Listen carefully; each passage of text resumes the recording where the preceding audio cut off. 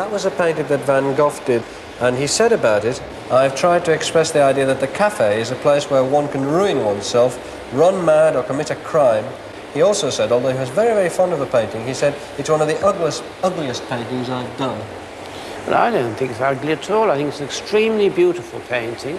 Of course, I don't understand what he's saying, that a cafe, that people are ruining themselves by drinking themselves. If they want to drink themselves, why shouldn't they?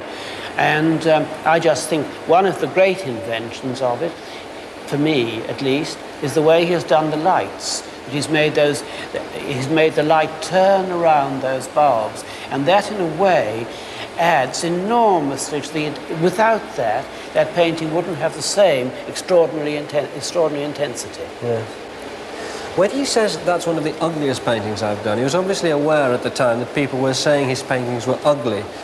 You ran into the same reaction early on in your career, didn't you? Well, I've never shaken it off, in my case. But he didn't shake it off, I don't think, in his lifetime. No, not in his lifetime. Either.